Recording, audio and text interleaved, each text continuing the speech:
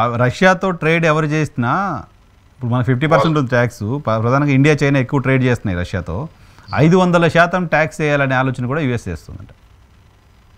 మన మీద already 2 companies మీద శాంక్షన్స్ చేసిండు ఇది రష్యా మీద.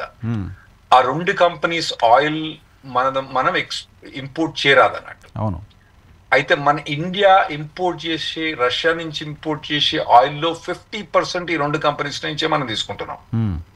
వాళ్ళకు నవంబర్ సమ్ డెడ్ లైన్ ఇచ్చిండు, నాకు గుర్తుండి. ఇండియాకు నవంబర్ డెడ్ లైన్ ఇచ్చిండు. తగ్గించేసింది ఇప్పటికే ఇండియా రష్యా నుంచి దిగుమతి చేసుకోవడం. పర్టికులర్ 2 కంపెనీస్ నుంచి బంద్ చేసింది, మొత్తం బంద్ చేసింది. బంద్ చేసి ఎంబడే గవర్నమెంట్ రిపోర్ట్ చేసింది, ఏది యుఎస్ గవర్నమెంట్, మేము తీసుకొస్తలేం కాబట్టి మీరు ఈ టారిఫ్ నా పెనాల్టీ వేయవద్దని చెప్పేసి వాళ్ళు అమెరికా అగ్రీ అయిపోయింది. మళ్ళీ ఇంకా వేరే కంపెనీస్ మీద వేసడా చూడాలన్నట్టు. ఓకే.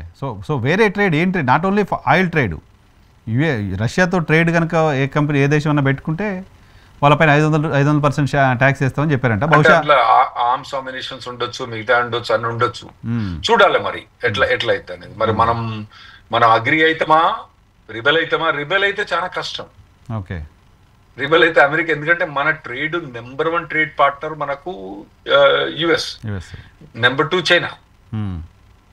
సో ఆ నెంబర్ 1 ట్రేడ్ పార్ట్నర్ లా మనం బ్యాలెన్స్ ఎట్లుందంటే మనమే ఎక్కువ ఎక్స్పోర్ట్ చేస్తాం, అదే చైనా తోటి మనం ఎక్కువ ఇంపోర్ట్ చేసుకుంటాం.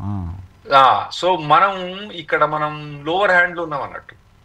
అంటే అతను మనల్ని స్క్వీజ్ చేసిందంటే మనం అయ్యే ఛాన్స్ ఉంటుంది ఇక్కడ. కాకపోతే మనం ఒకటే కంట్రీ మీద అంత పెద్దగా డిపెండెంట్ కావడం అన్నది ఇండియాకి అంత మంచిది కాదు. ఎందుకంటే ఇప్పుడు యుఎస్ స్క్వీజ్ చేస్తే ఏం చేస్తాం మనం? ఏం చేయరాదు. ఆల్టర్నేట్ ఉండాలి కదా, ప్లాన్. ఆల్టర్నేట్ ఉండాలి.